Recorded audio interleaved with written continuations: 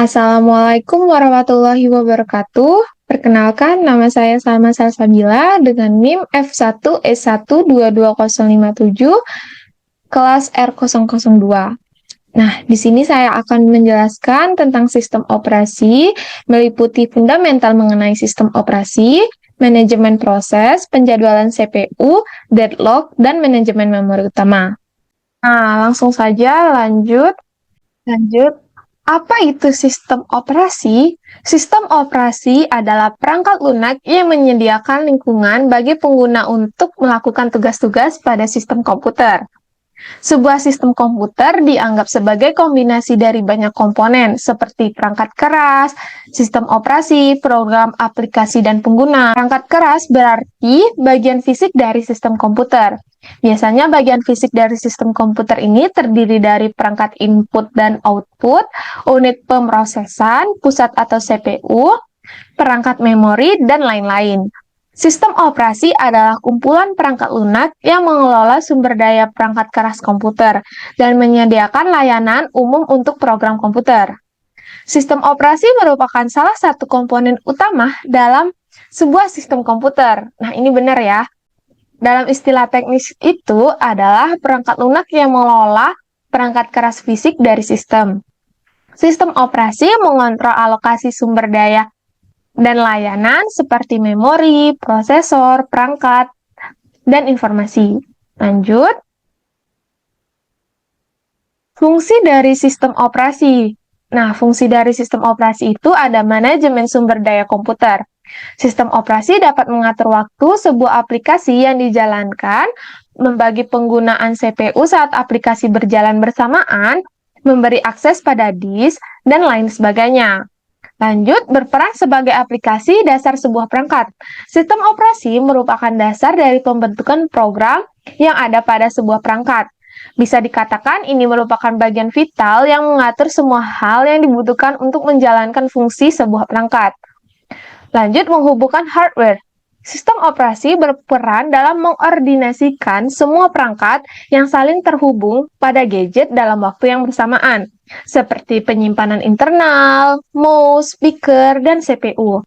Dalam hal ini, sistem operasi berperan sebagai jembatan yang menghubungkan perangkat keras dengan perangkat lunak, kemudian pada gilirannya menjalankan operasi dasar komputer. Lanjut, mengoptimalkan fungsi sebuah perangkat. Sistem operasi mampu mengoptimalkan kinerja dari sebuah perangkat keras maupun lunak. Sistem tersebut mengatur serta mengendalikan hubungan antara perangkat keras dan lunak agar bisa saling bekerja sama dengan baik. Lanjut, mengatur sistem kerja perangkat. Sistem operasi mengatur serta mengontrol semua fungsi perangkat keras yang digunakan, mulai dari CPU, hard disk, memori, dan lain sebagainya. Tentunya, dengan adanya sistem operasi, seluruh perangkat bisa saling bersinergi dan membentuk kesatuan untuk memaksimalkan fungsi sebuah perangkat. Lanjut, konsep sistem operasi. Sistem operasi adalah kumpulan perangkat lunak yang mengelola sumber daya perangkat keras komputer dan menyediakan layanan umum untuk program komputer. Sistem operasi merupakan salah satu komponen utama dalam sebuah sistem komputer. Dalam istilah teknis, itu adalah perangkat lunak yang mengelola perangkat keras fisik sistem. Sistem operasi mengontrol alokasi sumber daya dan layanan seperti memori, prosesor, perangkat, dan informasi. Sebuah OS memiliki 3 tujuan utama, yaitu sebagai berikut: penggunaan perangkat keras sistem komputer secara optimal dan efisien, untuk memberikan kenyamanan dan keramahan pengguna kepada pengguna, sembunyikan kerumitan perangkat keras komputer. Nah, singkatnya, tujuan utama iOS tergantung terutama pada jenis pengguna dan tujuan sistem komputer. Dengan demikian, iOS juga dapat didefinisikan sebagai perangkat program sistem yang memberikan tujuan yang disebutkan di atas kepada pengguna. Lanjut, manajemen proses. Apa sih manajemen proses itu? Manajemen proses adalah bagian terpenting dari upaya pengembangan peningkatan proses. Jadi, manajemen proses adalah suatu cara atau tindakan dalam membagi, mengalokasikan program yang akan dieksekusi menjadi tidak berantakan dan berjalan dengan baik sebagaimana mestinya. Optimal. Setiap kali CPU mengambil data atau instruksi selalu dari utama penyimpanan. Tanggung jawab, pembuatan, pemuatan, pelaksanaan, penangguhan, melanjutkan, dan penghentian proses. Penjadwalan proses, yaitu untuk beralih sistem antara beberapa proses di memori utama, menawarkan mekanisme komunikasi antar proses atau kirim atau terima data ke proses.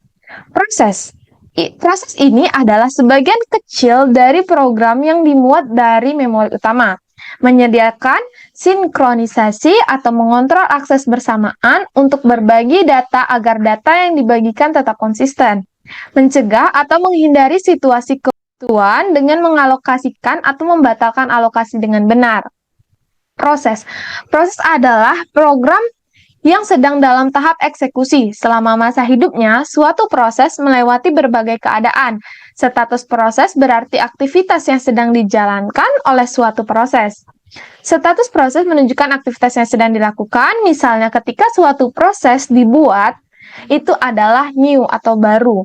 Ketika suatu proses sedang dieksekusi, itu dalam keadaan berjalan. Ketika menunggu beberapa sumber daya, maka dalam keadaan menunggu dan seterusnya. Dengan demikian, status utama dari proses adalah baru, siap, berjalan, menunggu, dan berakhir. Lanjut.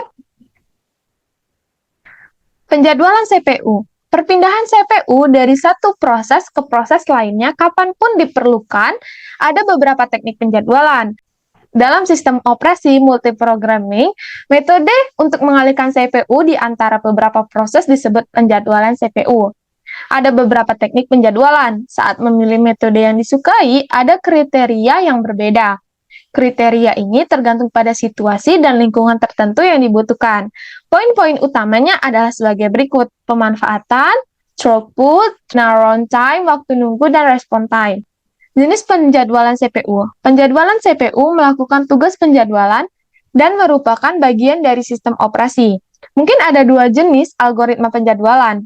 Satu, preemptif, atau yang kedua, non-preemptif. Ketika CPU berpindah dari satu proses ke proses lainnya, padahal proses itu belum selesai, maka disebut penjadwalan preemptif. Jika CPU mengeksekusi proses sampai dihentikan atau sampai ada input kebutuhan keluaran muncul, maka disebutkan penjadwalan non-preemptif. Penjadwalan CPU dari step 1 berubah dari running state ke ready state. Step 2 berubah dari waiting state ke ready state. Pada step 3 berubah dari running state menjadi waiting state. Yang keempat, selesai atau mengakhiri. Deadlock. Apa sih deadlock itu? Deadlock adalah keadaan di mana sejumlah permintaan yang tidak bisa dijalankan oleh scheduler karena permintaan-permintaan tersebut saling tunggu-menunggu. Deadlock adalah masalah utama dalam penggunaan data secara bersama-sama. Pada sistem basis data, terdistribusi sering terjadi deadlock antar transaksi, terutama pada sistem yang menggunakan concurrency control berbasis looking. Ada berbagai cara untuk menangani deadlock ini, yaitu dengan pencegahan, penghindaran, dan pendeteksian. Masing-masing memiliki kelebihan dan kekurangan. Pencegahan dan penghindaran deadlock bersifat konservatif dan pesimistik, sehingga lebih banyak peneliti yang tertarik untuk menemukan algoritma pendeteksian deadlock. Pendeteksian deadlock ini dapat dilakukan secara terdistribusi. Lanjut, penyebab-penyebab deadlock ini? Yang pertama, mutual exclusion, yang kedua, hold and wait, yang ketiga, circular waiting, yang keempat, no preemption. Manajemen memori utama. Apa sih memori itu? Memori adalah pusat dari operasi pada sistem komputer modern, berfungsi sebagai tempat penyimpanan informasi yang harus diatur dan dijaga sebaik-baiknya. Memori adalah array besar dari word atau byte yang disebut alamat. CPU mengambil instruksi dari memori berdasarkan nilai dari program counter. Sedangkan, manajemen memori adalah suatu kegiatan untuk mengelola memori komputer.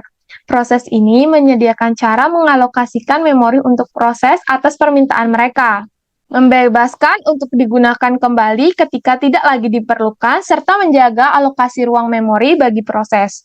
Pengelolaan memori utama sangat penting untuk sistem komputer ini. Penting untuk memproses dan fasilitas masukan atau keluaran secara efisien.